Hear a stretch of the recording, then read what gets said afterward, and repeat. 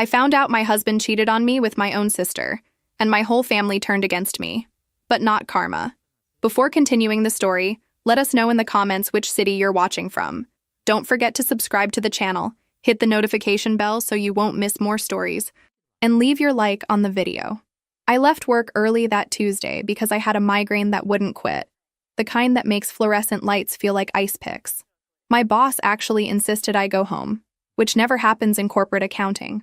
I remember feeling grateful as I drove through afternoon traffic, thinking I'd take some medicine and sleep it off before my husband got home. Our house was in one of those cookie-cutter subdivisions where every third house looks identical. I pulled into the driveway at 2:47 p.m. I know the exact time because I glanced at the dashboard clock thinking I'd have at least 3 hours alone. The front door was unlocked. Not unusual. My husband worked from home most days, but his car wasn't in the garage. I assumed he'd gone out for groceries or a run. I walked through the foyer, dropping my purse on the console table. That's when I heard it. A sound that didn't belong. Low voices from the living room. Then laughter. Her laughter. My sister's laughter. My feet moved forward on their own. Some part of my brain was still innocent, still assuming she'd stopped by to visit, that they were just talking. But my body already knew. My hands were shaking before I reached the doorway. They were on the couch. My husband's shirt was on the floor. My sister's dress was bunched around her waist. They didn't hear me at first, too absorbed in each other to notice the woman standing frozen in her own living room doorway. When my sister finally turned her head and saw me, she didn't scramble away. She didn't look ashamed. She just stopped. Looked at me with this strange expression, like I'd interrupted something important but ultimately inconvenient. My husband sat up slowly, not bothering to cover himself. No panic in his eyes, just tired resignation. "How long?" I heard myself ask. My voice sounded distant, like it belonged to someone else. "Does it matter?" he said, reaching for his shirt. My sister stood up, adjusting her dress with steady hands. "We didn't plan this," she said, and the casualness in her tone made my stomach drop. "It just happened." "How long?" I repeated. 14 months, my husband said flatly. Give or take. 14 months. More than a year. While I was working 60-hour weeks to help pay off his student loans. While I was organizing family dinners where the three of us sat around the same table. While I was showing her pictures of vacation spots, asking her opinion on which resort to book for our anniversary. "I'm not going to apologize," my sister said suddenly. Her chin lifted slightly, defiant. "You can't help who you fall in love with." The words didn't make sense at first. Love. She was calling this love. "You're my sister," I said stupidly. "And he was never really yours," she replied. "Not in any way that mattered. You were always too busy working, too focused on your career. Someone had to actually be here for him." My husband didn't contradict her. He just stood there buttoning his shirt, watching me with something like pity. "I want you out," I said. "Both of you. Now." "This is my house too," my husband said calmly. "Legally. You can't just kick me out. Then I'll leave." Fine. That was it. No begging, no tears from either of them. My sister picked up her purse, kissed him on the cheek, kissed him right in front of me, and walked past without another word. I stood in that living room for a long time after they left separately, in his truck and her sedan. The afternoon sun was still streaming through the windows, dust motes floating peacefully in the light. Everything looked exactly the same as it had that morning. Same throw pillows I'd arranged on the weekend, same framed photos on the mantle, our wedding, family vacations, my son's school pictures. The normalcy of it all made everything worse somehow. The migraine was gone. I couldn't feel anything at all. Just this vast, hollow numbness where my life used to be. Eventually, I called my mother. She would know what to do. She would help me make sense of this. She always did. "Mom," I said when she answered. "I need you." "What's wrong?" I came home and..." The words tangled in my throat. "My husband and my sister. They've been for over a year." Silence. Long enough that I thought the call had dropped. "Mom?" "Well," she said finally, her voice tight. "These things happen. We'll talk about this later. I'm in the middle of something." She hung up. I sat on the hotel bed that night, a cheap place near the highway that smelled like cigarettes and industrial cleaner, and stared at the ceiling. The walls were thin enough that I could hear the couple next door arguing about money. My phone stayed silent. No calls. No texts. Nobody checking if I was okay. That's when I understood. I wasn't going to wake up from this. There was no mistake to clear up, no misunderstanding to resolve. This was my life now. and I was completely, utterly alone. The hotel room became my prison for 3 days. I called in sick to work, which I never did. My boss sounded concerned but didn't push. I barely left the bed except to use the bathroom. Lying there, staring at the water-stained ceiling, my mind wouldn't stop replaying moments I'd dismissed or ignored. Like a film reel stuck on repeat, showing me all the ways I'd been blind. The dinner parties we'd hosted. My husband always seated my sister next to him, always made sure her wine glass stayed full. "Your sister has such refined taste," he'd say. "She really knows how to appreciate the little things." And my sister, always dressed just a little too carefully for casual family dinners. Hair perfectly styled, makeup flawless. She'd lean in when he talked, touch his arm when she laughed at his jokes, right in front of me. I remembered last Thanksgiving. I'd been exhausted from working late every night that week, trying to close quarterly reports. I'd fallen asleep on the couch after dinner. When I woke up at midnight, the house was dark. My husband was in bed. My sister's car was gone. At the time, I'd thought nothing of it, but now I saw it differently. The way she'd volunteered to help clean up, the way he'd stayed behind too. How long had they been alone together while I slept 20 feet away? The business trips. I traveled once a month for work, usually 3 or 4 days. My sister had started offering to check in on my husband. "You work so hard," she'd say. "Someone should make sure he's eating real food and not just takeout." I'd been grateful. I'd actually thanked her for spending time with my husband while I was gone. She'd take him meals. They'd watch movies together. Once I'd FaceTimed home and they were both on the couch. My sister had answered his phone. "He's in the bathroom," she'd said. "We're just hanging out." The comments. I'd written them off as awkward humor, but they'd been barbs all along. "Must be nice to have a career you actually chose," she'd said once. "Some of us just had to figure out how to be decorative. You always got the practical genes," she'd said at a family dinner. "I just got stuck with the pretty ones." My mother had laughed. Pretty is powerful too. Now I understood she'd been resentful. Envious. She'd looked at my life, the career, the house, the husband, and decided she deserved it more. Growing up, our parents had assigned us roles. My sister was the beauty. I was the smart one. She'd learned that her value came from looks. I'd learned that being smart meant working twice as hard for half the validation.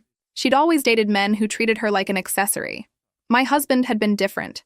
Successful, stable, respectful. Or so I'd thought. What I hadn't realized was that she'd seen him as a trophy. Proof that she could have everything I had. And he'd seen her as an escape from a wife who worked too much. The worst part was my son. He was 15, old enough to know better. My sister had been cultivating a relationship with him for months. Taking him to concerts I was too busy to attend. Letting him drive her car in parking lots. Buying him expensive sneakers I'd said he needed to save up for. She'd positioned herself as the fun aunt. And I'd been the mom who worked late and nagged about homework. When I'd finally called him from the hotel, 2 days after everything fell apart, his voice had been cold. "Are you coming home?" he'd asked. "I don't know where home is anymore," I'd said. "Dad said you walked out." "Did he tell you why?" Silence. "Your father and your aunt have been having an affair," I said, "for over a year." More silence. Then quietly, "I kind of knew." Those 4 words destroyed something in me. "You knew?" I didn't know, no. But I saw them sometimes. The way they looked at each other. I thought maybe I was imagining it. "Why didn't you tell me?" "I don't know." "Mom, I thought maybe it would go away. And you were never around anyway." There it was. My son thought I deserved this because I worked too hard. Because I wasn't available enough. Wasn't enough. I hung up without saying goodbye. The grief was so heavy I thought it might crush my chest. Everyone I loved had decided I was expendable. Not worth protecting. Not worth the truth. And somehow that made it my fault for not being better, more present, more lovable. 3 days in that hotel room, and I finally understood. I'd lost them long before I'd found them on that couch. I just hadn't known it yet.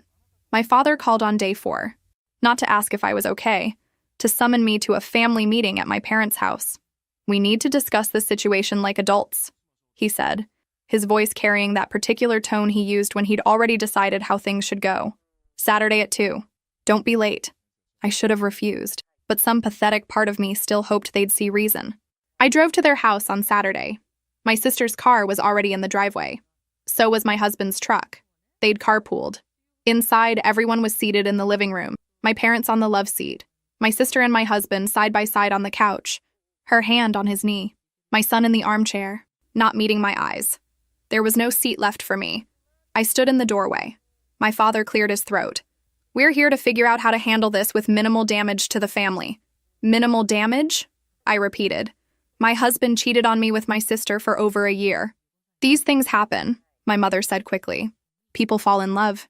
It's unfortunate, but it's nobody's fault. Your sister has always been more emotionally fragile. My father added, You've always been the strong one. You can handle this. I could handle being betrayed, so that made it acceptable? What about you? I looked at my son. Do you have anything to say? He shifted uncomfortably. I mean, it's complicated, Mom. You're never home. Dad and her were both there. They got close. It just happened, I said flatly. For 14 months.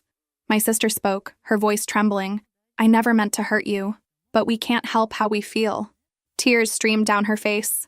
Do you think this has been easy for me? The guilt? I've been suffering too. My mother immediately patted her hand. Sweetheart, don't cry. She's been suffering? I looked around, waiting for someone to acknowledge the insanity. No one did. Your sister feels things more deeply than you do, my mother said. This has been tearing her apart. She needs support right now. She needs family. And what about me? You'll be fine, my father said. You always are. You're resilient. You have your career. Your sister needs us. So what's the purpose of this meeting? To ask you to be mature about the divorce, my husband said. We can do this the easy way or the hard way. Don't drag this out in court. We split assets fairly, and we move on. Fairly. Think about your son, he said. He doesn't need his parents fighting. He needs stability. He needs his mother. My son's face flushed. He said nothing. My sister wiped her eyes. We're not trying to take him from you. But the house is closer to his school. It makes sense for him to stay there during the week. You can see him weekends. How generous. Nobody stole anything, my father said firmly. You're being dramatic. This doesn't have to be a war. The only thing we're asking, my mother added, is that you handle this with dignity. No social media posts. No dragging the family name through the mud. We have a reputation in this community. That's what this was really about. They were worried about embarrassment. Your sister didn't choose this, my mother continued. Love isn't a choice. The fact that she's here, trying to work through this with you, shows how much she cares about family. I looked at my sister, who had summoned fresh tears. She'd always been good at playing victim. What happens now? I asked. You agree to an amicable divorce, my husband said. We put the house on the market, split the proceeds. We work out custody that makes sense for everyone. By makes sense, you mean he lives with you. It's what he wants. I looked at my son one more time. He still wouldn't meet my eyes. Fine, I said. I'll sign whatever you want. But I'm done with all of you. Don't be childish, my father said. We're still family. No, I said quietly. We're not. I walked out. Nobody followed. Nobody called my name. That night, I found a studio apartment in a different part of town. Small, old, in a rundown building. But it was mine. A place where nobody had betrayed me yet. The divorce papers arrived 3 weeks later. The house would be sold. Assets split 60-40 in his favor. Minimal spousal support for 2 years. Our son would live with his father. I'd have visitation every other weekend. I signed everything. What was the point? I'd already lost everything that mattered. The apartment was in a neighborhood I'd never had reason to visit before. Chain-link fences separated identical concrete buildings. Cars parked on lawns. You could hear neighbors' conversations through walls thin as paper. Studio meant one room for everything. The kitchen was a hot plate and mini fridge in a corner. The bathroom had mold I couldn't scrub away. The carpet was beige and stained. $800 a month, half my previous mortgage. It felt like a fortune now. I moved in with 2 suitcases and my laptop. Everything else stayed in the house being sold. I slept on an air mattress from a discount store. Ate cereal standing at the counter because I had no table. The commute became a nightmare. 2 buses and a train, nearly 2 hours each way. I left at 6 in the morning, got home after 8 at night. My coworkers stopped asking if I was okay. The answer was obvious from the circles under my eyes and my 3 outfits on rotation. My son was supposed to visit that first weekend. I'd bought his favorite snacks, ingredients for pancakes. I'd inflated the air mattress extra firm so we could both sit on it to watch movies on my laptop. He texted Friday. Can't make it this weekend. Got plans with friends. Sorry. Next weekend. Dad's taking me to a concert. Maybe next time? The one after. Homework. Really behind. Need to focus. I stopped planning for his visits. Stopped buying his favorite foods. 3 months in, I was drowning. Not dramatically, just slowly, quietly sinking. Work was automatic. Home was silent. Weekends stretched like deserts. On a Saturday with nothing to do, I stared at the hot plate and mixing bowls from the thrift store. I'd always liked baking, though I'd rarely had time. My grandmother had taught me when I was young. It was one of the few pure memories I had left. I made a simple chocolate cake. While it baked, the apartment filled with a smell that felt almost like comfort. When I pulled it out and let it cool, I ate a slice standing at the counter. It was good. Really good. My neighbor knocked an hour later. An older woman I'd seen in passing. "I could smell that through the walls," she said. "Haven't had homemade cake in years." I gave her a slice. She ate it right there, closing her eyes. "Lord, that's good. You should sell these." "I'm not that good," I said automatically. "Sugar, I've lived 73 years. I know good cake. You could make money with this." That night, lying on the air mattress, I couldn't stop thinking about it. I needed extra income. The spousal support would run out eventually. And I needed something. A purpose beyond surviving. I started small. Made 24 cupcakes and brought them to work. Left them in the break room with a note. "Homemade cupcakes, $2 each. Money goes to charity." They sold out in an hour. The next week, I took pre-orders. Made 4 dozen. Sold every single one. I opened an Instagram account, Fresh Start Bakery. Posted photos of cakes made in that cramped kitchenette. The lighting was terrible, angles amateur, but the imperfection felt honest. My first real order came from someone at work who wanted a birthday cake. She paid me $60. I spent $40 on better ingredients, pocketed $20. It felt like winning the lottery. More orders trickled in. A colleague's colleague. Someone who saw my Instagram.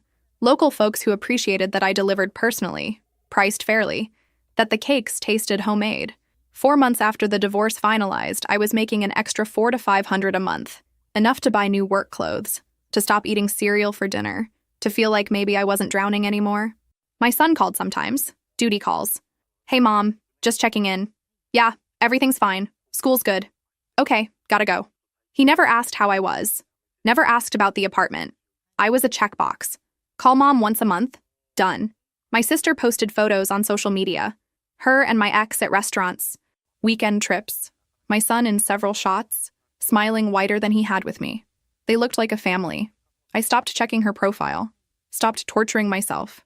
6 months in, I was making enough from cakes to quit accounting. The decision terrified me. No safety net, no benefits. But the commute was killing me, and orders were consistent. I gave 2 weeks' notice. My boss seemed concerned. "Whatever you're going through, I hope it gets better," she said. "It already has," I told her. Part of me meant it. The first month working for myself was harder than expected. Some weeks I made decent money. Others, barely enough for rent. I learned to budget to the dollar. Learned which stores had the best deals. Learned to shop at thrift stores for tools. But for the first time since that horrible Tuesday, I was building something that was mine. Something no one could take. Something that had nothing to do with who I'd been married to. It wasn't much, but it was a start. 8 months into Fresh Start Bakery, something shifted. A bride contacted me through Instagram. Her original baker had canceled last minute. Some family emergency. The wedding was in 3 weeks. I should have said no. A wedding cake was beyond anything I'd attempted. 3 tiers, specific colors, fondant work I'd only seen in videos. But she was desperate, crying on the phone, and the deposit was more than I made in a good month. I said yes. Those 3 weeks I barely slept, practiced fondant techniques until my hands cramped, watched tutorials at 2 in the morning. The tiny apartment kitchen became a laboratory of failed attempts and small victories. The wedding was on a Saturday in June. I delivered the cake myself, hands shaking as I set it up. When the bride saw it, she cried. Happy tears. "It's perfect. It's exactly what I wanted." She posted photos that night, tagged my Instagram. By Sunday morning, I had 200 new followers. By Monday, 15 messages requesting quotes. One message came from a food blogger with 30,000 followers. She'd been at the wedding as a guest. She wanted to feature me in her local artisan series. I explained I didn't have a commercial kitchen, just my apartment's hot plate and mismatched equipment. She loved it more. "This is the story," she said. "Woman rebuilds her life from nothing, creates beautiful things in impossible circumstances. It's inspiring." The feature went live 2 weeks later. Raw, Honest, hopeful. Photos of me working in that cramped space. Flower on my cheek, smiling. The comment section filled with people saying they were rooting for me. Orders exploded. 20, 30 requests a day. I had to start a waiting list. Had to raise prices just to manage demand. Within a month, I'd rented actual commercial kitchen space. Small but legitimate. Professional equipment. Room to work. For the first time since the divorce, I felt like I was winning. I should have known better. My sister saw everything. Every Instagram post, every success, every comment praising me. She'd been watching obsessively, screenshotting, showing them to my ex-husband. They were living together by then. He'd proposed. My son wore a suit to their engagement party and posted a photo with them. One big, happy family. But my sister wasn't happy. The more I succeeded, the angrier she got. The worse it made her look. The woman who destroyed her sister's life for a man already getting bored of her. The first bad review appeared 3 weeks after the blog feature. 1 star on my business page. Found a hair in my cake. Absolutely disgusting. Do not order from this place. I was mortified. Apologized profusely, offered a full refund. The customer never responded to my messages. Then another review. Cake was dry and flavorless. Waste of money. And another. Unprofessional. Showed up late for delivery and cake was damaged. I hadn't delivered any damaged cakes. Hadn't had any complaints about dryness. But the reviews kept coming. All 1 star, all vague enough to be believable. My Instagram comments started filling with trolls. Saw the bad reviews. Guessed the sob story was fake. Anyone can take pretty pictures. Doesn't mean the food is good. Orders started canceling. New inquiries dried up. People who'd been excited suddenly had concerns about quality. The worst came 2 weeks into the attack. A customer I delivered to the day before called me, her voice shaking. I need to send you a photo. I don't want to accuse you of anything, but the photo showed the cake I'd made. Beautiful, exactly as ordered. But on the side of the box, clearly visible, was a cockroach. Dead, positioned perfectly for the camera. I opened the box and saw this, she said. I can't serve this to my daughter's birthday party. I stared at the photo. I knew my kitchen. I knew my standards. There was no way a cockroach had gotten into that box. It had been planted, but I couldn't prove it. And the customer posted the photo to her social media, tagging my business. It went viral locally. Local baker delivers cake with cockroach. Headlines on community blogs. The commercial kitchen got inspected immediately. Found nothing wrong, of course. But the damage was done. My Instagram became a battlefield. More orders canceled. The waiting list evaporated. My savings started draining as I paid for the commercial kitchen I wasn't using. I sat on the floor of that empty kitchen one night, orders down to almost nothing, and tried to understand what I'd done wrong.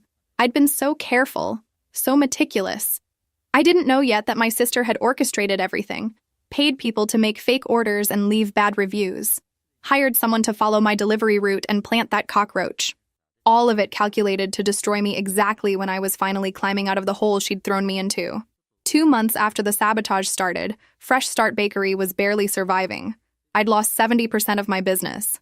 The blogger who'd featured me posted an apology saying she'd been deceived. I was back to eating cereal for dinner, behind on rent for the commercial space, considering crawling back to corporate accounting. My sister posted photos from her bridal shower during this time, all smiles. Our mother commented, "So proud of my beautiful girl." No one mentioned me. No one cared that I was drowning again. Some nights I thought about giving up entirely. Not just the business, everything. What was the point?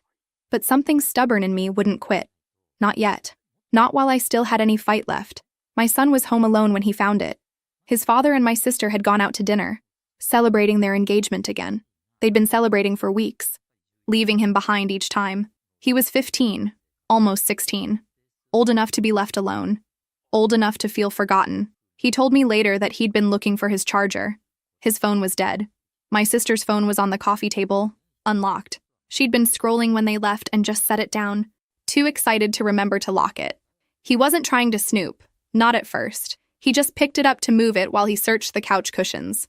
But the screen was lit, open to a text conversation with a friend. And right there at the top, he saw my name. He scrolled up, read the messages, all of them. His aunt, laughing about the cockroach incident, bragging about paying someone $50 to plant it, screenshots of negative reviews she'd written herself, links to fake customer profiles. The sanctimonious little bakery queen is finally getting what she deserves. One message read, "She always thought she was so much better than me. Well, look at her now." I can't believe how easy it was to destroy everything she built. A few fake reviews and one well-placed bug. Pathetic. Her friend responded with laughing emojis. You're terrible. But honestly, she had it coming. My son kept reading. The messages went back months. Plans. Coordination. My sister discussing strategy with my ex-husband. Him suggesting which delivery routes to follow. Her celebrating when devastating reviews went up. And near the bottom, your son doesn't suspect anything, does he? My ex-husband's reply, he's a kid. He doesn't notice anything. Besides, he's on our side now. She lost him all by herself. My son told me he just sat there, staring at that message, as if his choice to abandon me had been inevitable, as if I'd deserved it. But reading those messages, he started remembering, really remembering. Me waking at 5 to make his favorite breakfast. Working late, but always calling to say goodnight. Missing sleep to help him study. The birthday parties, the soccer games, the way I'd always put him first. And he'd chosen them. The people actively trying to destroy me. He heard the car 30 minutes later. They were laughing as they came in. He was standing in the living room, holding her phone. My sister saw him first. Her face went pale. What are you doing with my phone? I read it, he said, voice shaking. All of it. What you did to her. My ex-husband's expression hardened. Put that down. That's private. Private? You destroyed her business. You hired someone to sabotage her. You laughed about it. My sister reached for the phone. He stepped back. How could you do that? She's my mother. She's your sister. You don't understand, my sister said quickly. It's complicated. Don't. I read what you wrote. How you bragged. How you thought it was funny. Give her the phone, my ex-husband said sharply. Now. Why? So you can delete the evidence? Watch your tone. You said I chose to leave her. You said she lost me all by herself, but you were destroying her the whole time. My sister started crying. We didn't mean for it to go this far. She was doing so well, and I was struggling, and it wasn't fair. It wasn't fair? She was doing well because she worked her ass off after you destroyed her life. And you couldn't even let her have that? Don't speak to her like that, my ex-husband said. My son's expression changed, hardened. He looked at his father and saw someone he didn't recognize. I'm going to Mom's, he said. No, you're not. Yeah, I am, tonight. It's a school night. Her place is too far. I don't care. We've given you a good life here, my ex-husband said tightly. Everything you need. What does she have? A studio apartment in a bad neighborhood? She has the fact that she isn't a lying piece of shit, my son said. My ex-husband moved fast, got in his face. I'm still your father. You will not speak to me that way. Then act like one. They stared at each other. My son realized in that moment his father didn't actually care about him. He was just another possession to take from me. I'm leaving, my son said quietly. I'm packing a bag, and I'm going to Mom's. If you try to stop me, I'll send these screenshots to everyone. Family, friends, your work, Mom's old customers, everyone. My sister made a small sound. You wouldn't. Try me. He went to his room, packed a backpack with clothes, school stuff, his laptop. They didn't follow, just watched him walk out. He took a bus, then another, then a train. 90 minutes to my neighborhood. He'd never been there before. When he knocked on my door at almost 11 o'clock, I barely recognized him. He looked younger, smaller. His eyes were red. Mom, he said. I'm sorry. I'm so sorry. Can I come in? I didn't answer. I just pulled him inside and held him while he sobbed. We sat on the air mattress until 3 in the morning. Him talking, me listening. He showed me every screenshot he'd taken. The messages, the plans, the cruel jokes. Evidence of everything. I didn't cry. Instead, I felt something cold and clarifying settle in my chest. When he finally stopped talking, exhausted, I made him look at me. I'm glad you're here, I said. But I need you to understand something. You destroyed me when you left. You chose them over me when I needed you most. I can't just pretend that didn't happen. He nodded, tears starting again. I know. I'm sorry. Sorry isn't enough, I said. If you want to stay, if you want to rebuild what we had, it's going to be on my terms. Okay, he whispered. You'll live here. This tiny apartment where you'll sleep on the couch. You'll take the bus to school, even though it's 2 hours each way. You'll work in the business every weekend for free, learning what it means to build something from nothing. He nodded, wiping his face. No allowance.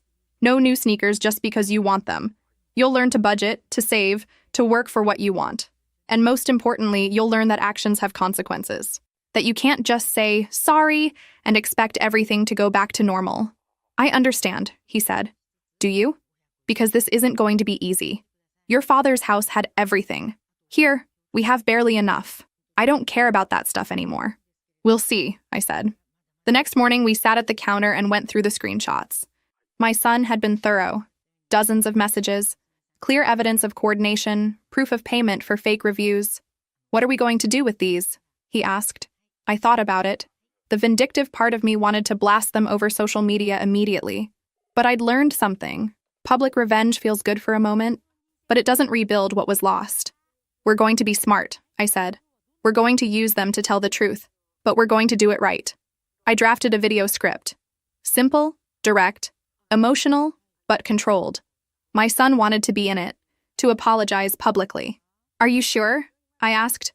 Once this is out there, it's out there. Good, he said. Let them see. We filmed it on my phone. Me in the commercial kitchen, him next to me. I explained what had happened. The sabotage, the fake reviews, the planted evidence, the systematic destruction of my business. I didn't name names. Anyone who knew our family would understand. Then my son spoke. His voice shook, but he didn't stop. I'm her son, he said. And I abandoned her when she needed me most. I chose the people who were hurting her. I didn't ask questions. I didn't defend her. He paused. I'm not asking anyone to forgive me. I'm just asking you to know the truth. My mom didn't fail. She was sabotaged. And she's still here, still fighting. If you gave her business a chance before, please give it another chance now. We posted it Monday morning. By noon, 5,000 views. By evening, 50,000. The comments became a war zone. People defending us, calling us liars, sharing their own stories. Former customers came forward saying the bad reviews had seemed fake. The food blogger reached out. I'm sorry. Can I do a follow-up piece? Yes, I said, but only if you come see the operation yourself. She came that week, spent a whole day watching me work, interviewing customers, documenting everything. The piece she published was scathing toward my saboteurs without naming them, and glowing toward the business. Orders started trickling back, slowly, then faster. People who'd canceled wanting to try again. New customers wanting to support the comeback. My son kept his promise. Every weekend in the kitchen with me, learning to measure ingredients, to pipe frosting, to handle orders. He wasn't naturally good at it. Dropped things, mixed up orders, got frustrated.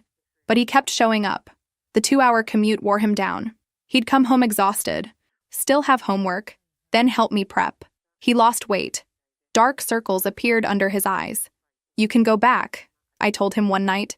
Your father's house is closer. He looked up, eyes fierce. I'm not going back, ever. 3 months after he moved in, we had a real conversation. Do you hate me? He asked one Saturday night. No, I said honestly. But I'm still hurt, still angry.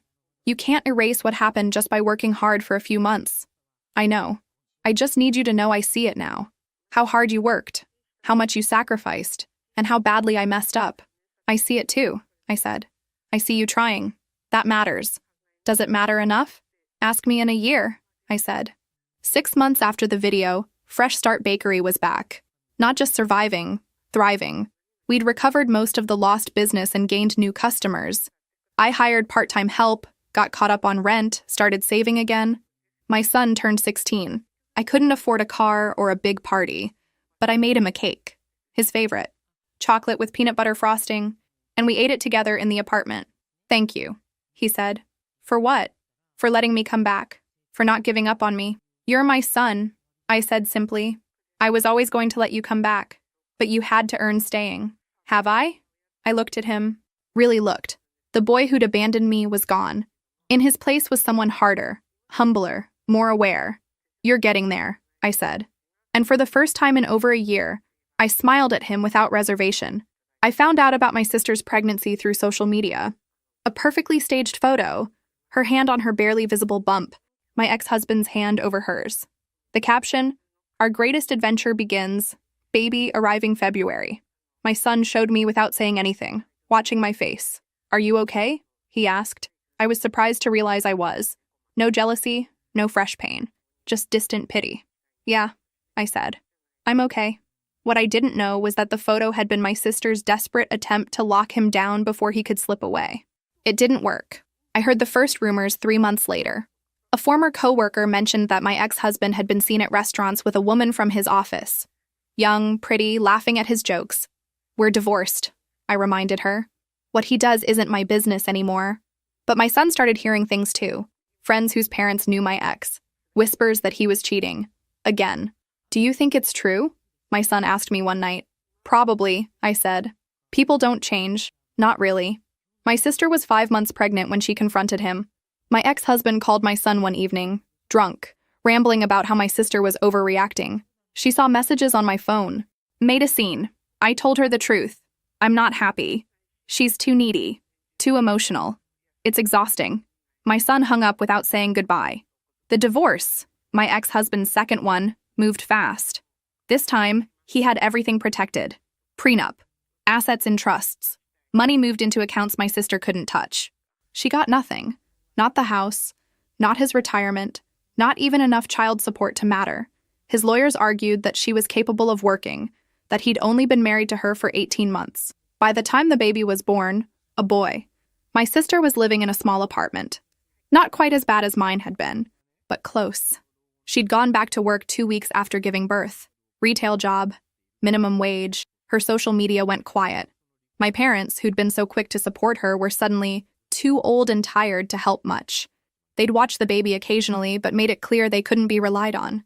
The man she'd destroyed her sister for had left her pregnant, broke and alone, and nobody felt sorry for her. I didn't take pleasure in it. Not the way I thought I would. Mostly I just felt tired. But my son had a different reaction. She deserves this, he said one day, 8 months after his baby half-brother was born. Everything that's happening to her. Maybe, I said. But that baby didn't deserve any of it. He was quiet. Then, do you ever think about meeting him? My brother? No, I said honestly. He's not my responsibility. Not my family. But he's mine, kind of. That's your choice to make, I said.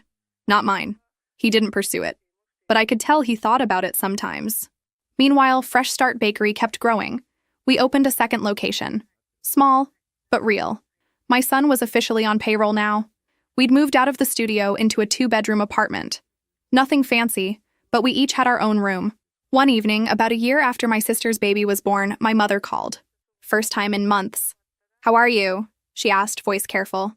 Fine, busy. The business is doing well? Yes. Long pause. Then, your sister is struggling. I know. She's working 2 jobs now. The baby stays with strangers most days. She's exhausted. Okay, I said, neutral. Don't you care? Should I? She's your sister. She stopped being my sister when she slept with my husband, I said. And definitely when she tried to destroy my business. People make mistakes. This wasn't a mistake, Mom. It was years of choices designed to hurt me. She's paying for it now. Good, I said, and meant it. My mother made a small sound. Your father and I are getting older. When we're gone, you and your sister will only have each other. Then I guess I'll be alone, I said. I'm used to it. She hung up shortly after. Didn't call again. My son asked about the conversation. I told him honestly. Do you think you'll ever forgive her? He asked. I don't know, I said. Forgiveness isn't really the issue. It's about whether I want her in my life, whether I trust her, and the answer to both is no. What if she apologizes? She already did. Multiple times, while she was sabotaging me. He nodded, understanding. The thing about karma is that it doesn't feel satisfying the way you think it will. My sister's life was falling apart. My ex was already on to his next relationship. My parents were isolated, aging, watching their daughters hate each other. And me? I was building something. Not perfect, not easy, but mine. That was the real revenge. Not their suffering. My survival. I didn't see my sister in person for almost 2 years. Just glimpses through other people's stories. My mother's worried phone calls that I mostly ignored. Then one Saturday afternoon, I saw her. I was at the grocery store, the nice one I could finally afford. My son was with me, helping pick ingredients for next week's orders. We were laughing when I turned the corner into the produce section, and there she was. I almost didn't recognize her. The sister I remembered had always been put together. Hair styled, makeup perfect, expensive-looking clothes. The woman standing in front of the discount vegetable bin looked like she'd aged 10 years in 2. Her hair was pulled back in a messy ponytail, roots growing out. No makeup, sweatpants and a stained t-shirt. Spit up, probably. Her face was gaunt. exhausted beyond just lack of sleep. She had a baby in a worn carrier on her chest, maybe 18 months old, sleeping. In one hand, a calculator. In the other, she was picking through damaged vegetables marked down. I watched her add up prices, put items back, add them again, calculating every dollar, every... My son saw her too. Stopped mid-sentence, frozen. She looked up, saw us. Nobody moved. Then her face did something complicated. Shame, anger, desperation. I have to go, she said, abandoning her cart and walking quickly toward the exit. Wait, my son called. But she was gone, practically running, the baby bouncing against her chest.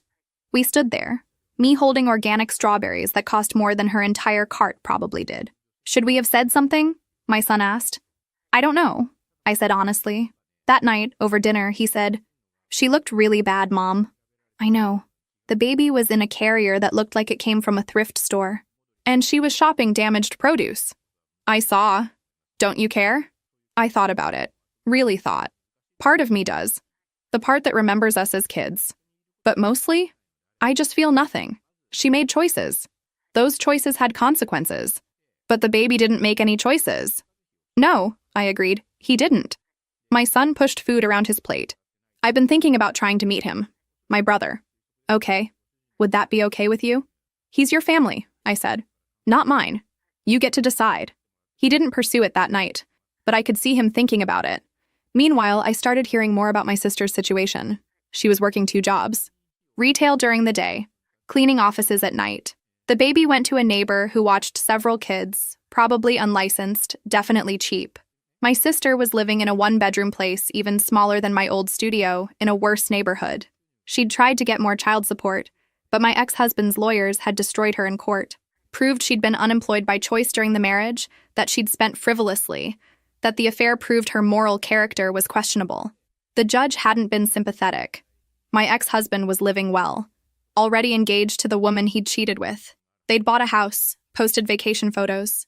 He saw neither of his sons, sent the bare minimum in support payments. He asked me to his wedding, my son told me one evening.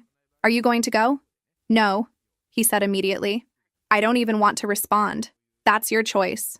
3 months after the grocery store encounter, my mother called. Different tone. Desperate. Your sister's power got shut off, she said without preamble. She couldn't pay the bill. It's winter. She has a baby. Why are you telling me? Because your father and I can't help. We're already covering her rent this month. So you want me to pay her power bill? She's your sister. That baby is your nephew. No, I said simply. He's not. And she's not my sister anymore. How can you be so cold? I learned from the best, I said. You and Dad taught me that family doesn't mean anything when it's inconvenient.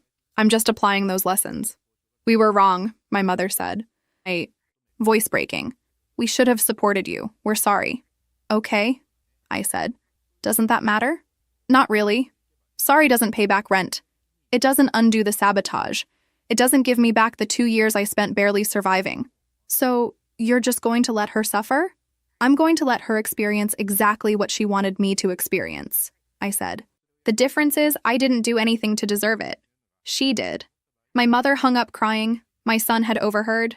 Do you really not feel anything? He asked. I feel tired, I said. I'm tired of being expected to be the bigger person, to forgive, to help, to care. I did that my whole life and all it got me was betrayed. So what now? Now, nothing. We keep building our life, and we let her figure out hers.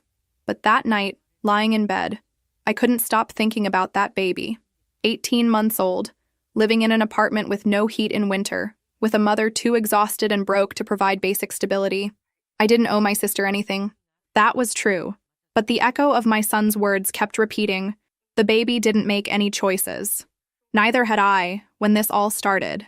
And yet, I'd suffered anyway. The question wasn't whether my sister deserved help. She didn't. The question was who I wanted to be. I didn't have an answer yet, but I was starting to think I'd need one soon. She showed up at the commercial kitchen on a Tuesday afternoon. I was assembling a 3-tier cake when I heard the door open. I looked up, expecting my delivery driver. Instead, my sister stood in the doorway, baby on her hip. She looked worse than at the grocery store. Thinner, dark circles like bruises. The baby was fussy, pulling at her hair. She wore a jacket too thin for the weather, hands shaking. Hi, she said, voice small. I set down my piping bag. What are you doing here? I need to talk to you. I'm working. Please, just 5 minutes. My son was in the back, probably listening. 2 minutes, I said. She shifted the baby higher. He was whining, reaching for something. She looked around the kitchen, the professional equipment, the organized workspace, and her face crumpled. I need help, she said simply. Okay. That's it? Just okay? What do you want me to say? Something, anything, she was crying now. I know I don't deserve it. I know what I did was unforgivable. But I'm desperate. I have nowhere else to go. You have mom and dad. They're already covering my rent. They can't do more. Get a better job. I'm trying. I have 2 jobs already. 70 hours a week, it's still not enough. The baby started crying louder. She bounced him absently, staring at me with desperate eyes. I'm sorry, she said. I'm so sorry for everything. For the affair, for the sabotage, for choosing him over you. I was jealous and bitter and cruel. Okay, I said again. Can you say something else, please? What do you want me to say? That it's okay? It's not. That I forgive you? I don't. Then what? I don't have anything to say to you. You destroyed my life deliberately. You laughed about it. And now you want what? Sympathy? Money? Help, she whispered. I just need help. I needed help too when you were sabotaging my business. When I was eating cereal for dinner. When my son abandoned me because you manipulated him. Where were you? I know. I'm a horrible person. Knowing it doesn't change anything. She was quiet. Then, he's just a baby. He didn't do anything wrong. Neither did I. But you're okay now, she said, gesturing around. You made it. I'm drowning. We're drowning. Because of your choices. I know. Her voice rose. The baby cried harder. I know it's my fault. But he deserves food and heat and stability. He deserves better. I looked at the baby, crying, reaching for his mother's face. She was still just holding him mechanically, focused on me. Please, she said. A loan, a job, anything. I'm 8 months behind on rent. We're going to be evicted next week. Then maybe you should have thought about that before you tried to destroy my business. You're right, but please don't punish him for what I did. Then she said it. He's almost your nephew too, you know. He's your son's brother. He has your ex-husband's blood. That makes him almost family. I stared at her. Almost family? I just mean, you want me to help you raise the child you had with the man who cheated on me? You think that's a compelling argument? When you put it like that, how else would I put it? She was crying harder. I thought maybe you'd care about him even if you don't care about me. I don't care about either of you. You made sure of that. What about the sabotage? I could post publicly, admit what I did, apologize to everyone. It's too late. The damage is done. We already recovered. Then what? What can I do? There's nothing. You burned that bridge and salted the earth. So you're just going to let us be homeless? Let a baby live on the street? You should have thought about that baby before you decided to destroy me. My son appeared in the doorway. He looked at his aunt, at his baby brother, then at me. My sister saw him. Please. You understand, don't you? You know what it's like to realize you made a mistake. You came back. Your mom let you come back. Can't you convince her? No, he said quietly. But he's your brother. And you tried to destroy my mother, he said. After you already destroyed her once, you don't get to ask us for anything. My sister's face collapsed. She made a sound like a wounded animal. The baby was screaming. You need to leave, I said. I have nowhere to go. That's not my problem. He'll end up in foster care. If I lose the apartment, they'll take him. Is that what you want? What I want, I said carefully, is for you to leave my business and never come back. She stood there for another moment, swaying, the baby screaming. Then she turned and walked out. Through the window, I watched her get into a car that looked like it might not start. It did, eventually. She drove away. My son was still in the doorway. That was brutal, he said finally. Yes, I agreed. Do you feel bad? I don't know, I said honestly. Ask me tomorrow. But that night, lying in bed, all I could hear was that baby screaming, and all I could see was my sister's face. Desperate, destroyed, defeated. I'd won. Completely. She had nothing, and I had everything. So why did it feel so hollow? She came back 3 days later. I'd almost expected it. This time I was alone. My son was at school. The kitchen was quiet. She knocked instead of just walking in. When I opened the door, she looked even worse, like she hadn't slept in 3 days. The baby wasn't with her. Where is he? I asked.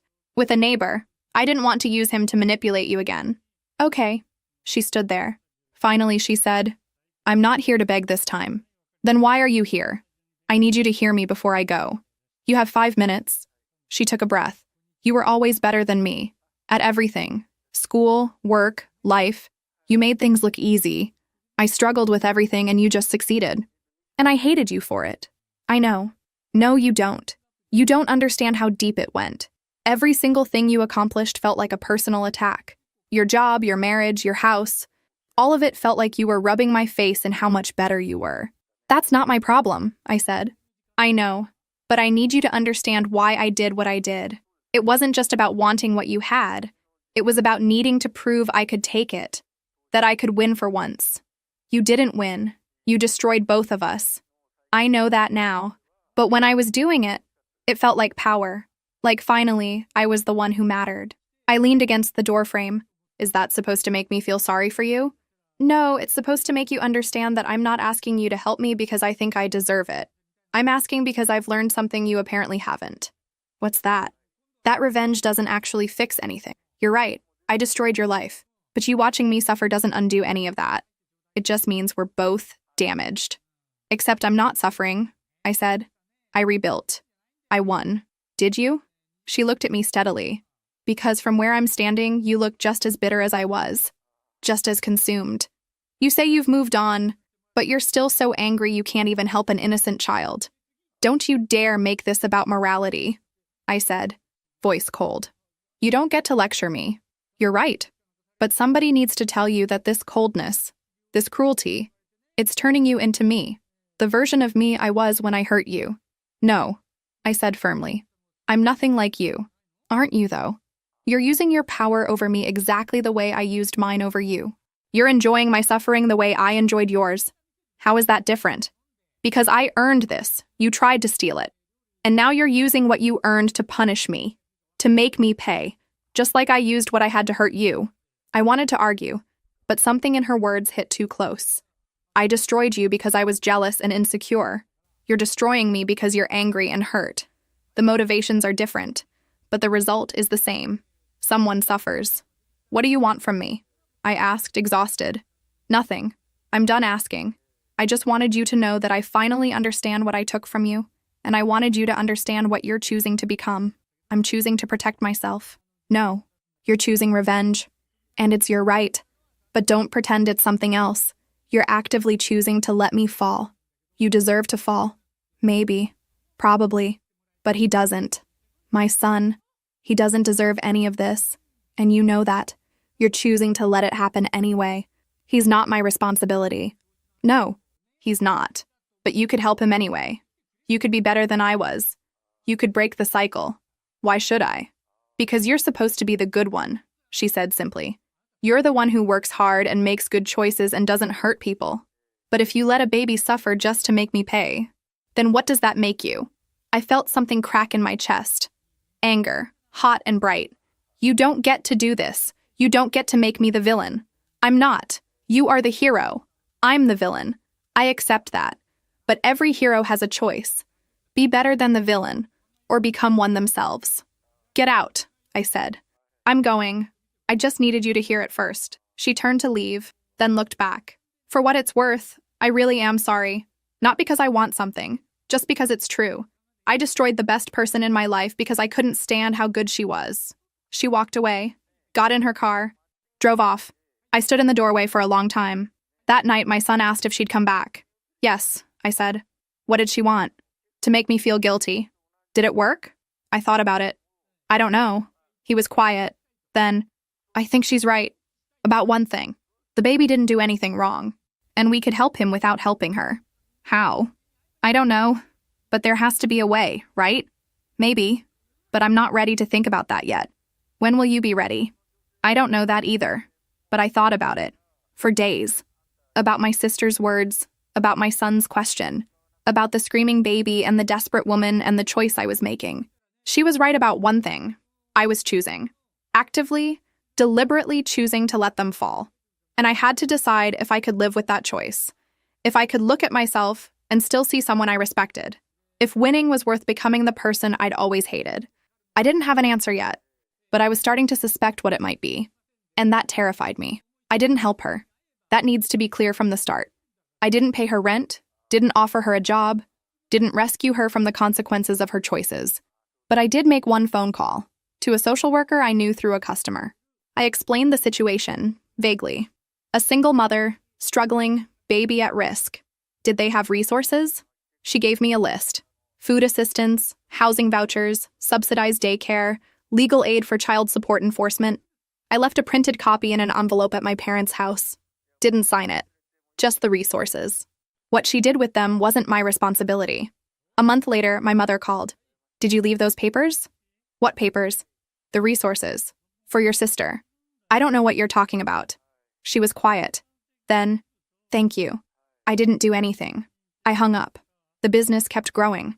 We opened a third location. My son graduated high school and took a gap year to work full-time with me. He was good at it now. He had ideas, energy, vision. We were building something real together. I heard through my parents, who I spoke to maybe once every few months, polite and distant, that my sister had avoided eviction. She'd gotten into a housing program, enrolled her son in subsidized daycare. Still struggling, but no longer drowning. Good, for the baby's sake. I didn't reach out. The bridge between us didn't exist anymore. There was nothing to rebuild. My ex-husband married his third wife. My son showed me photos. I felt nothing. He looked older. The woman looked young and excited. I wondered how long before he got bored. Do you ever think about him? My son asked. No, he's not worth the mental energy. Do you hate him? I don't feel anything about him at all. That's better than hate. My parents got older. My mother had a health scare. She asked to see me, to make peace. I went. Not because I'd forgiven them, but because I was no longer angry enough to refuse. We were wrong, my father said. We should have supported you. Yes, you should have. Can you forgive us? I thought about it. Maybe eventually. But right now, no. What can we do? Nothing. We're polite, we're civil, but we're not close. And maybe we never will be again. My mother cried. I didn't. 6 months later, we did a photo shoot for a local magazine. From rock bottom to rising star, a local baker's success story. They wanted the narrative, betrayal, comeback. I gave them a careful version. The article came out beautifully. Orders flooded in. One evening, I got a DM from my sister. First direct contact in 3 years. I saw the article. You didn't mention me by name. Thank you. I stared at it. Then I blocked her. My son saw me do it. Was that her? Yes. What did she want? To thank me for not destroying her reputation. Are you going to respond? No. There's nothing to say. That's when I realized it was over. Really over. Not because I'd forgiven her or because she'd suffered enough, but because I'd stopped caring. She was just a person now. Someone I used to know. Someone who'd hurt me, but someone who didn't occupy space in my mind anymore. The business thrived. 4 locations. My son applied to college, business management. So when you're ready to retire, I can take over. I'm not retiring. Not yet, but someday. I looked at him, almost 19 now. Confident, capable, kind. You're already ready, I said. On the 3rd anniversary of that Tuesday afternoon, I realized I'd forgotten the exact date. It had just been another day. That's when I knew I'd won. Not because she was suffering, not because I'd built something successful, but because her actions no longer defined my life. I posted that evening a picture of a cake. The caption, "Fresh starts aren't about forgetting the past. They're about proving to yourself that you're worth more than others tried to make you believe." Thousands of likes. Comments from people sharing their own stories of rebuilding, surviving betrayal, finding themselves after loss. You helped a lot of people, Mom, my son said. I just told the truth. That's enough sometimes. We closed the kitchen that night, working side by side. Outside, the city moved on, but inside, everything felt solid, real, mine. The best revenge wasn't making them suffer. It was living so well that their opinions stopped mattering, building a life so full that their absence became irrelevant. My sister was out there, struggling with consequences. My ex-husband probably already bored with wife number 3. My parents aging, regretting, too late. And me? I was here, working, building, living, not perfect, not healed completely, but whole enough, strong enough, free enough. The peace I'd found wasn't forgiveness, it was indifference, and that was so much better. I lost my sight. But this morning, miraculously, I could see again. I wanted to tell my parents the good news, but I found a crumpled up tissue under my bed. There was a message on the tissue. Don't tell them you can see. 3 months ago, I lost my sight because of a car accident. My parents moved us away from the city in order to take better care of me. But this morning, I miraculously regained my sight. I was just about to tell my parents the good news when I suddenly noticed a crumpled up tissue under my bed. I had an extremely strong demand for cleanliness, so I picked it up. But there seemed to be something written on the tissue. As I smoothed it out, I frowned. Don't tell them you can see. The handwriting was messy, as if someone had written it in a great hurry. There was no one else here. Them obviously meant my parents. But then I had no idea who could be the one leaving this message. During these 3 months, the only people who came to my room were my parents and my husband, Noah. Just then, there was a knock on the door. Ella, Eve made you some soup. My mom's kind voice sounded from behind the door. I casually threw the tissue into a dustbin, but when I opened the door, my pupil shrank. A woman was standing at the door with a bowl, looking at me, smiling. Her lips were bright red, and the smile on her face looked eerie. She was not my mom. I jerked back a step and looked at her with a shocked face. My mom was a kind-looking woman, but this woman looked very shrewd, and her features did not bear the slightest resemblance to my mom. But the strangest thing was that her voice was exactly the same as my mom's. I was just about to question who she was when I suddenly remembered the message on the tissue. Don't tell them you can see. Ella, what's wrong? Not feeling well? The woman took a worried step closer to me. Just leave the soup here, Mom. I'll eat it later. I fumbled to sit back on the bed and said slowly, You should have it while it's hot. Ella, why don't you let me feed it to you? The woman said. I immediately refused, but I'm still a little sleepy, Mom. I want to take a nap. I'll eat it later. The woman didn't insist as she left the bowl on the nightstand and went out. The moment she closed the door, I let out a sigh of relief. My back was completely drenched with cold sweat. Where had my mom gone? And who was this woman? I was really worried about my mom, so I opened the door and walked out. It was the first time I saw where I had been living for the past few months. The spacious, 2-story villa. I stood on the second floor and saw a man sitting on the sofa in the living room with his back to me reading a newspaper. This must be my dad. I looked around to make sure the woman was not in the room and then lowered my voice as I called out, Dad. The man turned his head and I saw his face. Fear swept through my entire body, for what I saw was not my dad, but another face that was completely unfamiliar to me. Ella, what's wrong? Yet from the man's mouth came the voice of my dad. I squeezed out a smile. Nothing, Dad. The woman walked out from another room. Her bright red lips pulled into an extravagant smile. Ella, weren't you going to take a nap? Oh, changed my mind. Maybe I don't need a nap that much, Mom. I smiled. Then let me help you eat the soup. The woman brought out the soup from my room and fed it to me with a spoon. I was very anxious, afraid that the woman would notice that I could see, but fortunately, she did not seem to notice anything. I could hardly taste the soup because I didn't know what the woman could have put into it. What's wrong, Ella? You're sweating so much and look worried. She noticed something after all. She approached closer with concern. Her eyes were staring straight into mine. Those eyes were very large, but the white took up most of them. Oh, I just don't know when my eyes will actually recover, I said, pretending to be frustrated. The woman smiled. Don't worry, Ella, you'll be fine. I squeezed out another smile as the woman stroked my head lovingly. When I returned to my room, I immediately locked the door and sat down on the bed. My chest was full of fear. Half a month ago, my husband, Noah, had come to visit me once. And why? Husband was a plane captain and had a very busy schedule at that time. He had a good talk with my parents and even got drunk, so he spent the night in the villa. That meant that half a month ago, my parents were still my real parents. I found my phone, which had been set in voice mode since I lost my sight. I called Noah. He answered immediately. Noah's voice was as gentle as ever.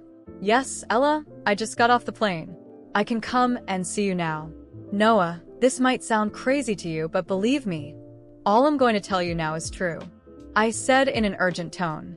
Noah was silent for a moment before he said, "I will believe whatever you say, Ella, no matter what it is." I told Noah everything. "I'm coming over right now." Ella. The airport was about an hour's drive away. Noah coming over eased a lot of my anxiety. Suddenly, there was a knock on the door. "Ella, it's time to take your meds." My dad's voice sounded outside, but I knew it wasn't my dad. It was that strange man. Heartbeat faster, and I stared at the door. As I didn't answer him, the man began to turn the doorknob. "Why did you lock the door, Ella? Your eyes won't heal if you don't take your meds." The man urged me to open the door, but I was determined not to open it. Not until Noah came over asleep. "Okay." The man chuckled. I heard his footsteps going down the stairs. I breathed a sigh of relief, but something felt strange. I had a strong feeling of being watched. I walked nervously to the door and listened for movement outside. It was completely silent. Sounded like the man was gone, but I still felt uneasy, so I carefully got down to the floor, wanting to have a peek outside from under the door. A pair of eyes with a lot of whites outside. The man also got down to the floor. His eyes were staring straight at me. I was instantly covered with cold sweat. I pretended not to see him and slowly groped on the floor. Strange. I think I just dropped my phone around here. Those eyes disappeared from the slit. I collapsed on the floor, gasping for AI or so freaking creepy. What did this creepy couple want from me? Where my parents had gone. And now the only thing I could do was waiting for Noah to arrive. After an hour of torturous waiting, Noah finally called. He sounded very anxious. "Ella, where the hell are you now?" "What?" "I'm at the villa. You've been here before. Have you got to the wrong place?" I also got more anxious. "I am at the villa, but I don't see you or your parents. So dusty here. Like no one has lived here for a long time." Noah sounded puzzled. I was appalled. Noah sent me a photo. Indeed, it was the villa, but Noah was right. It seemed to be unoccupied for a long time. The sofa was covered with a thick layer of dust, and the room corners even had cobwebs. Clearly, that was not the villa I was in right now. But the layout was exactly the same as this villa. A chill ran down my spine as I looked again at the photos Noah had sent. Something was terribly wrong. It was like I was trapped in a nightmare, and the more I tried to wake up, the deeper I seemed to fall. I knew I needed to get out of here before it was too late. With my phone still in my hand, I sent a message to Noah, describing exactly where I was and asking him to try to find an alternative way into this other villa. I had to do it silently. I knew those imposters could hear anything I said. "I'll try," he replied quickly. "Don't leave your room until I get there." I was beginning to sweat with anxiety, my heart pounding. I heard the man's footsteps descending the stairs, but that didn't mean he had given up. I moved away from the door, trying to think of what to do while waiting for Noah. Time seemed to drag, and the silence of the house was unnerving. I didn't know where those two were, or what they might do if they discovered I could see again. Suddenly, I heard footsteps climbing the stairs again. The sound made my stomach drop. The door to the bedroom was locked, but that didn't make me feel any safer. The knocks echoed from the other side. "Ella, I brought more soup." It was the voice of that woman, the one pretending to be my mother. I took a deep breath, trying to stay calm. "I'm not hungry, Mom," I replied, trying to disguise the fear in my voice. "But you need to eat. Open the door, dear." I felt tears beginning to well up in my eyes. What did they want from me? They were clearly trying to control me, and I had no idea why. All I knew was that I needed to buy time until Noah arrived. "I'm tired. I'm just going to sleep a little longer," I said, forcing a yawn. Silence. After a moment, I heard footsteps retreating again.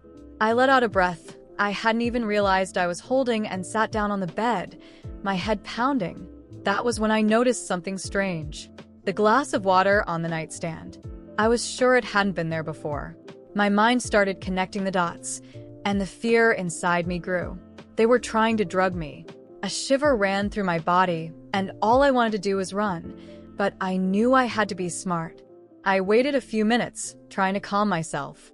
I needed to be ready for when Noah arrived. I grabbed a piece of paper and quickly wrote a note. "They are not my parents.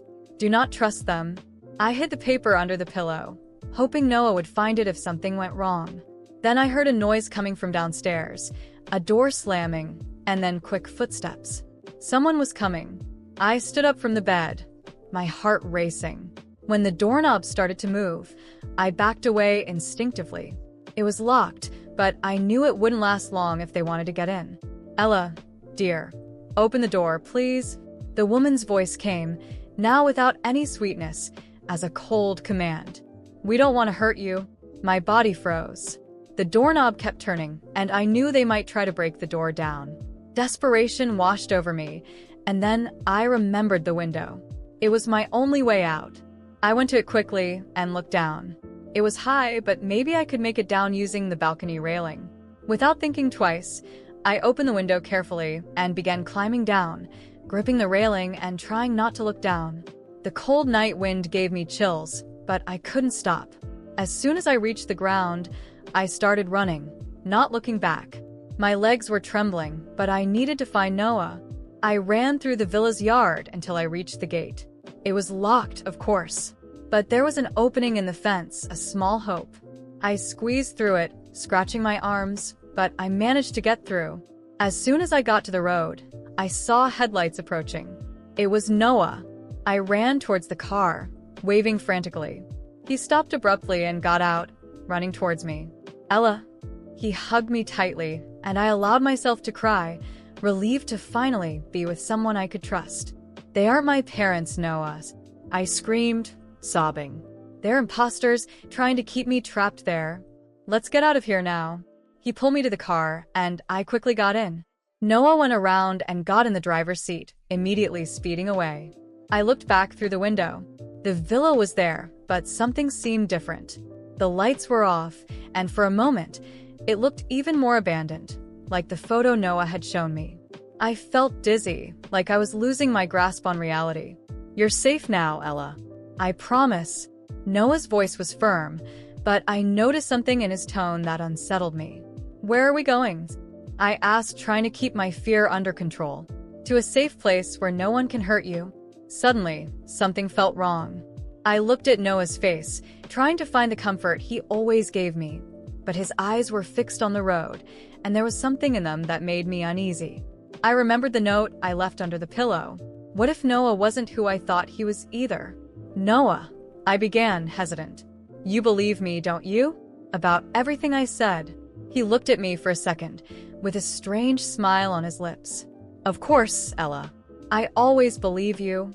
My heart sank, and I realized the nightmare was far from over.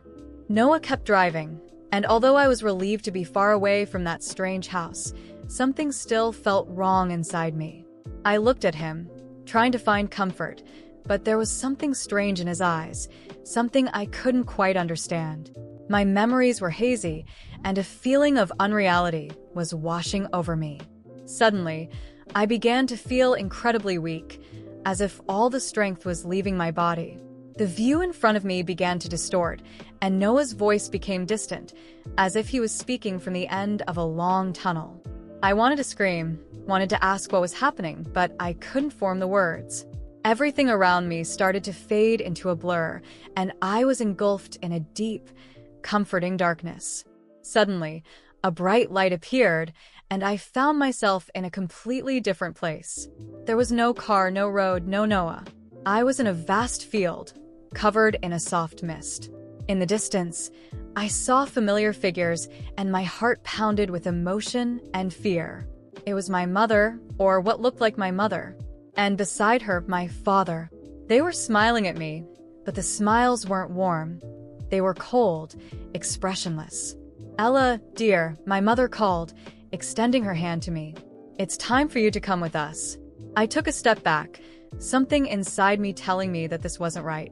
They weren't my parents. I felt it deep in my soul. "No, I can't go with you," I replied, my voice sounding weak and distant. My mother's smile disappeared, replaced by an expression of impatience. That was when I heard another voice, a voice I would recognize anywhere. "Ella, don't go." I turned and saw Noah, or someone who looked like Noah, but there was something different about him now. He was surrounded by a bright light, and his eyes no longer held the discomfort I had noticed before. They were kind and protective, filled with a goodness that seemed infinite. "You can't go with them, Ella," he said, approaching me and extending his hand. "It's not your time." Who are they?" I asked, looking at the figures who now seemed even more distant and threatening. "They aren't your parents," Noah replied, his voice firm and reassuring. "They are beings who came to take you, but you don't belong to them yet. You have so much to do, so many people who need you."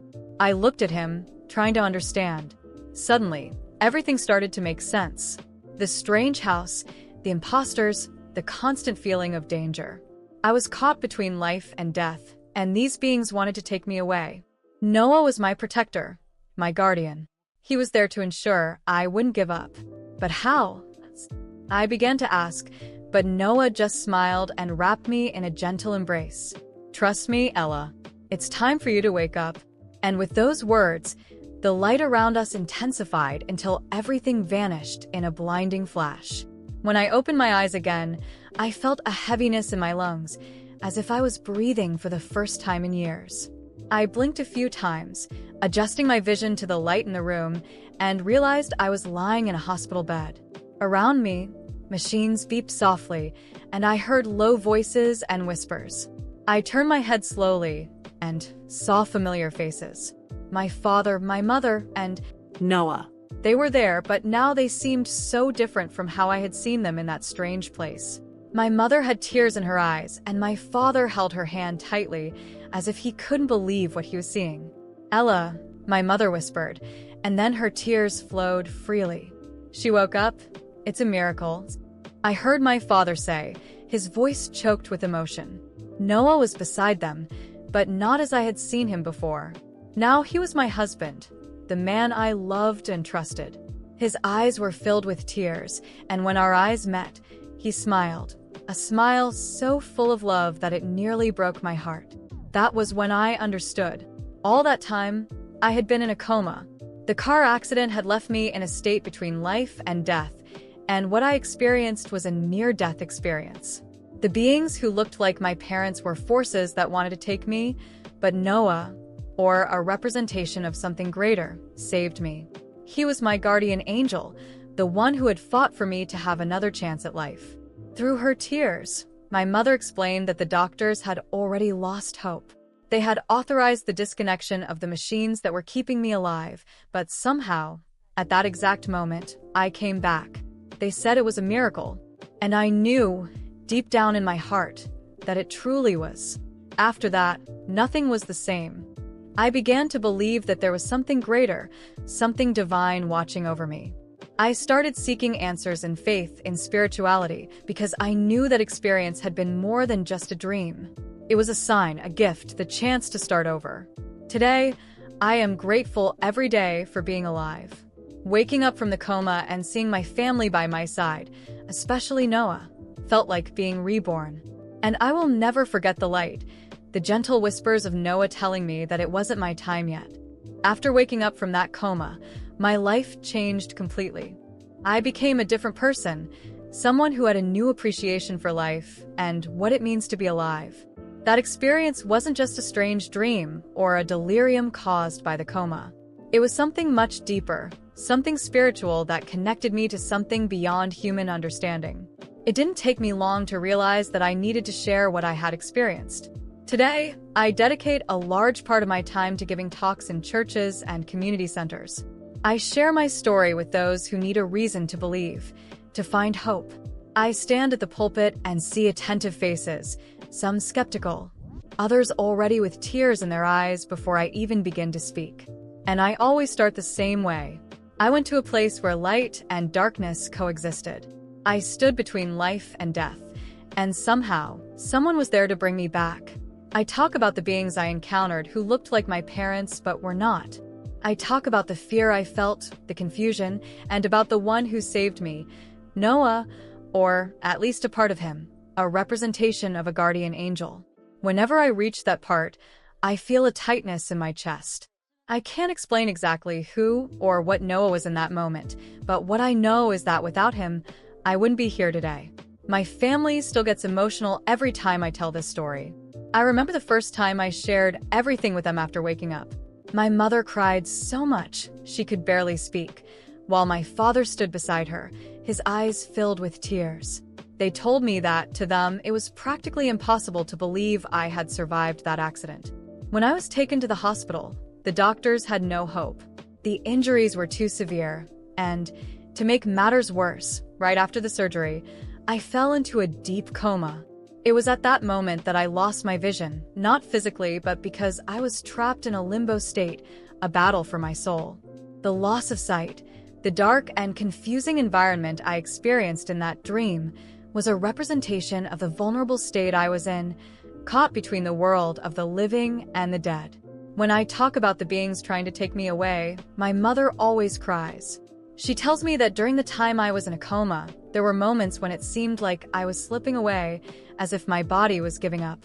And it was during those moments that Noah, my real husband, was more present than ever, holding my hand, praying beside me, talking to me even though I couldn't respond.